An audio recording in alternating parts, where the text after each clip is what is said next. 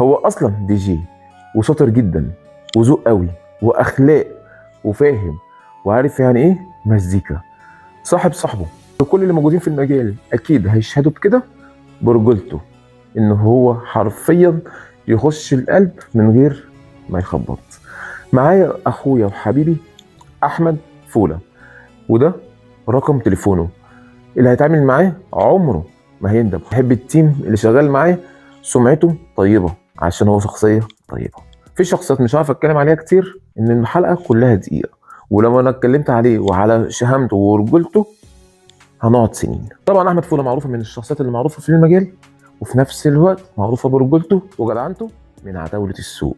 ولو اي حد جديد وعايز يظهر للسوق، ده رقم تليفوني، وابعت لي شغلك، صفحتك، هعمل عليك تحريات، ومبروك عليك حلقه من حلقات برنامج فتحة خير مع الباشمهندس. نشوفكم الحلقه الجايه باذن الله مع مين الله اعلم. والرسول عليه الصلاه والسلام قال: والله في عون العبد ما دام العبد في عون اخيه. السلام عليكم. ايه والله انا عايزه ابعت لك من اول امبارح، مش من امبارح بس اتسحلت وكان عندنا مناسبه تانية امبارح.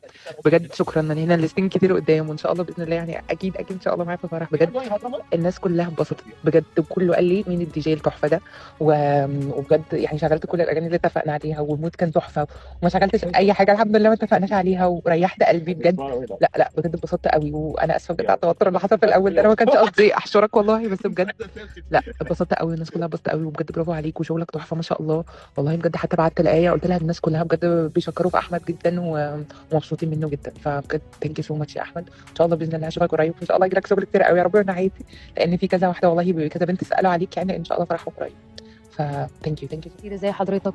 ايه الاخبار؟ انا بس عايزه اقول لك ان لو في حاجه واحده في يومي صح عملتها، هو ان انت كنت دي جي. والله العظيم مش ممكن الفايبس اللي انت عملتها. انا بجد فيديوهات معايا الناس، يعني الناس كلها مش اصلا ما تعرفش بعض وترقص مع بعض، يعني الناس ما لهاش علاقه ببعض ترقص مع بعض. كل اللي انا قلت لك تعمله انا كنتش اتخيل انت يعني هتمشيه بالظبط كده. كل حاجه عملتها تحفه، فايبس اليوم كانت تحفه. يعني انت خطير خطير خطير خطير. يعني انا مبسوطه جدا جدا جدا ان انا اخترتك بجد.